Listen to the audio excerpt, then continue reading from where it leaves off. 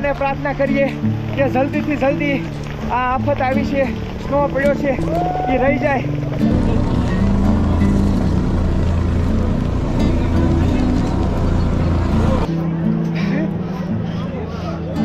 કાંઈ બોલી નહીં શકું મિત્રો, પણ આ જે અંદરથી ડ્રીમ હતું એ આજે પૂરું છે. હાલો મિત્રો, તો નવા વિડીયોમાં ફરી તમારું એકવાર સ્વાગત છે. આજે અમે પહોંચી ગયા છીએ કેદારનાથ, અને જે અમે 16 કિલોમીટરનો ટ્રેક કર્યો એનો જે એપિસોડ છે તમે ન જોયો હોય તો એ એપિસોડ પહેલાં જોઈ લેજો, પછી આ એપિસોડ જોજો, મજા આવશે. અત્યારે અમે એક્ઝેક્ટલી કેદારનાથમાં જ છીએ. તો અહીંયા તમે જોઈ શકો છો રહેવા કરવાની બધી વ્યવસ્થામાં ટેન્ટ લગાવેલા છે, અને અત્યારે થોડોક મોસમ ખરાબ છે કારણ કે વરસાદ શરૂ થઈ ગયો છે અને વાદળા છે બહુ. અને આગળ તમને મહાદેવના દર્શન કરાવીએ, ચાલો.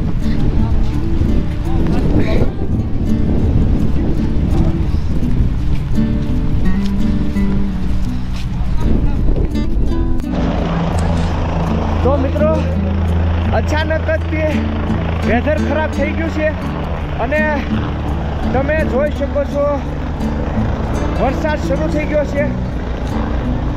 અને કલ્પેશભાઈને પાછળ બધા ઊભા છે, તમે જોઈ શકો છો. અને વરસાદમાંથી મિત્રો તમે હાથોની માનો બરફ પડવા મળ્યો છે, સ્નો પડવા મળ્યો છે. તો તમે વિચારી શકશો કે કેટલું બધું અઘરી છે કેદારનાથની યાત્રા. અને જો સ્નો પડવા મળ્યો છે, વેધર આખું ખરાબ થઈ ગયું છે અચાનક જ, માત્ર ને માત્ર 2 જ મિનિટમાં આખો વેધર ખરાબ થઈ ગયો અને સ્નો પડવા મળ્યો છે, બરફ પડવા મળ્યો છે. તમે જોઈ શકો છો બધા લોકો રેનકોટ પહેરે છે, રેનકોટ પહેરીને જ યાત્રી કરે છે. તમે જોઈ શકો છો.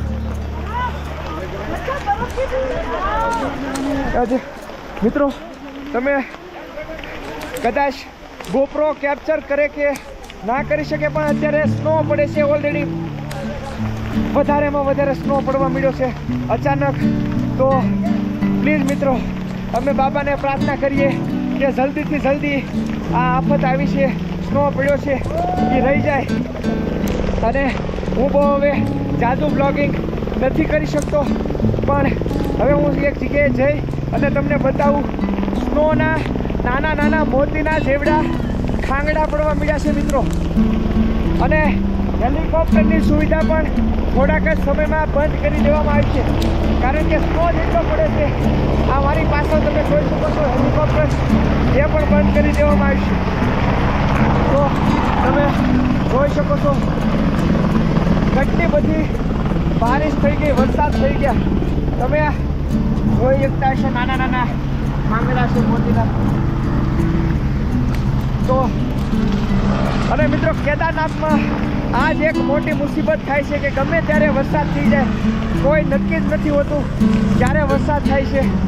તો તમે જોઈ શકો છો એ છેલ્લી ફ્લાઇટ છે, હેલિકોપ્ટર છે, એને પણ બંધ કરી દેવામાં આવે છે.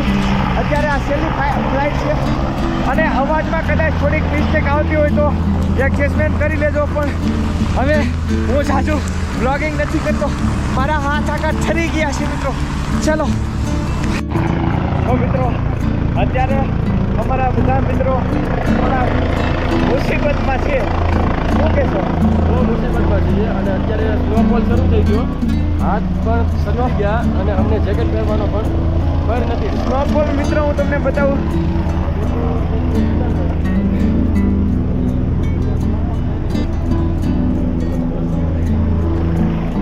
તમે જોઈ શકો છો આ ટેન્ટ છે, એના માથે સ્નો ઇઝીલી તમને દેખાય છે. આ રીતે જે મોતીના દાણા જેવો સ્નોફોલ શરૂ છે અત્યારે, એટલે તમે જોઈ શકો છો આ ટેન્ટ ઉપર સ્નો જ પડેલો છે બધો.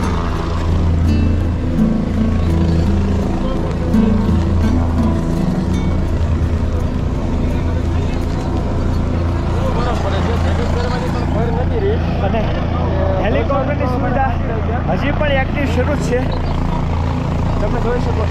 પણ હવે થોડોક રાહતના સમય સમાચાર એ છે કે થોડાક વરસાદ ઓછો છે અને સ્નો ઘટી ગયો છે, વરસાદ પડે છે, સ્નોફોલ થોડોક ડીમ થઈ ગયો છે. તો એ ખુશીના સમાચાર છે. હવે દાદાના દર્શન કરીશું, પણ હજી થોડોક વરસાદ રહી જાય પછી.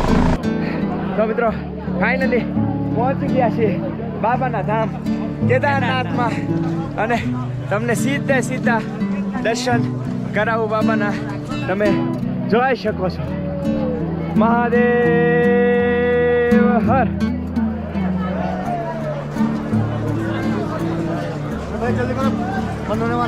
અચ્છા. તો મિત્રો મહાદેવના મંદિરે બહુ ઝાઝી લાઈન નથી, કારણ કે અમારે સારું એવું ઓલું થઈ ગયું અને અર્જન્ટલી વારો આવી ગયો છે. અને આ છે કેદારનાથ મહાદેવ. તો મિત્રો કેદારનાથમાં તમને નજીકથી દર્શન કરાવું, તો ચાલો.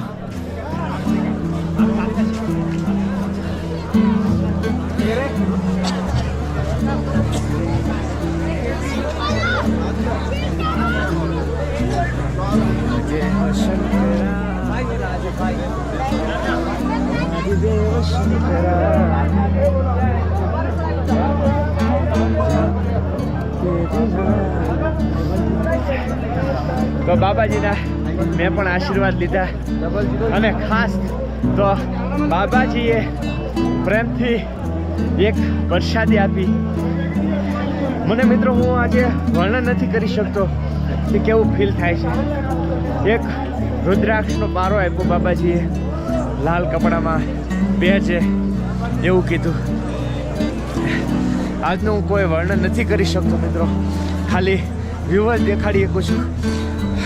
અને તમે જોઈ શકો છો બધી જગ્યાએ અહીંયા બાબા 6 મહિના સુધી અહીંયા જ રહે છે. તો તમે જોઈ શકો છો બાબાજી બધા અહીંયા 6 મહિના સુધી રહે છે.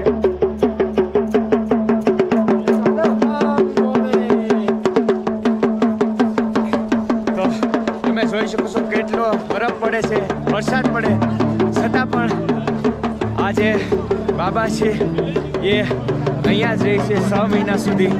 જ્યાં સુધી મંદિર બંધ નથી થતું ત્યાં સુધી અહીંયા જ રહેશે બાબાજી. અને બધી બાજુ છે બાબાજી, તમે જોઈ શકો. અને દર્શન પણ અમારા મિત્રો, મેં તમને પહેલાં કીધું કે જેટલું અમે 3 કલાક સુધી લોકોને જમેડ્યા એ પ્રમાણે અમારે માત્ર 3 જ મિનિટમાં કેદારનાથ બાબાના દર્શન થઈ ગયા. એનાથી વિશેષ તો શું હોય મિત્રો. તમને ખરેખર લાઈન બતાવું હું તમને કેટલી લાઈન છે બાબાના દરબારમાં. અને અમે લોકોએ દર્શન તાત્કાલિક કર્યા, તો અમારા માટે તો ગર્વની વાત છે. અને ઉપર થોડોક વાતાવરણ ખરાબ છે, નહીંતર તો સ્નો બરફ છે એ પહાડી એકદમ ફર્સ્ટ ક્લાસ બતાય છે. તમે મિત્રો લાઈન જોવો ખાલી.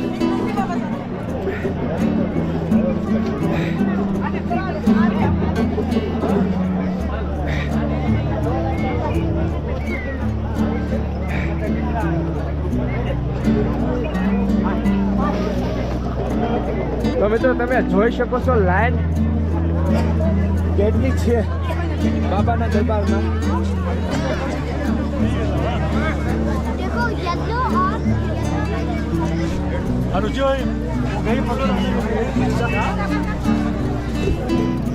તો તમે જોઈએ છે લાઈન કેટલી છે, છતાં પણ મિત્રો દર્શન થયા 3 મિનિટમાં. આનાથી બાબાના આશીર્વાદ બીજા તો શું હોય મિત્રો. આજનો જે દિવસ છે મિત્રો એ મારા લાઈફનો આમ એમ કહેવાય કે મિત્રો બેસ્ટ મોમેન્ટ છે. કારણ કે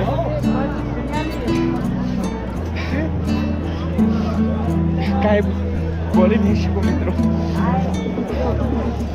પણ આ જે અંદરથી ડ્રીમ હતું એ આજે પૂરું છે.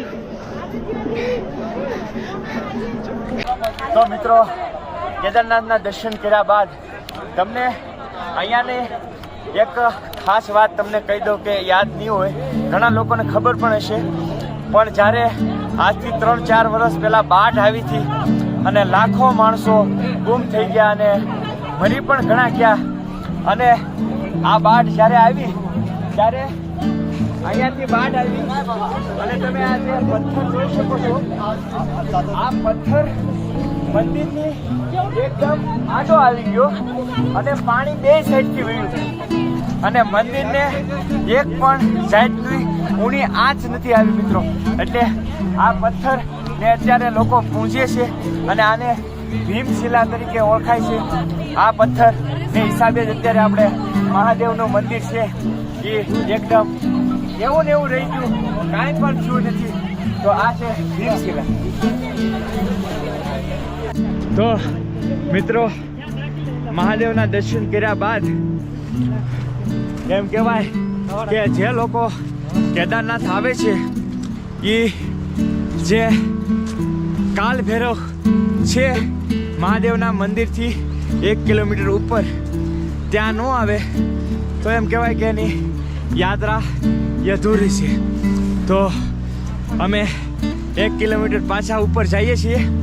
ભૈરવનાથનું મંદિર છે, ત્યાં દર્શન કરવા માટે, અને તમને અહીંયાથી બતાવીએ બાબાનું મંદિર. સામે બાબાનું મંદિર અને આ છે વ્યૂ, અને અમે જઈએ છીએ ભૈરવનાથ ટેમ્પલ. તો મિત્રો, ફાઇનલી અમે પહોંચી ગયા છીએ ભૈરવનાથ મંદિર અને તમને દર્શન કરાવી દો ભૈરવનાથ બાબાના. જય ભૈરવનાથ. અહીંયા આવી દેખાય તો આ છે ભૈરવનાથ મંદિર અને સામેથી જે તમને દેખાય એ કેદારનાથ છે.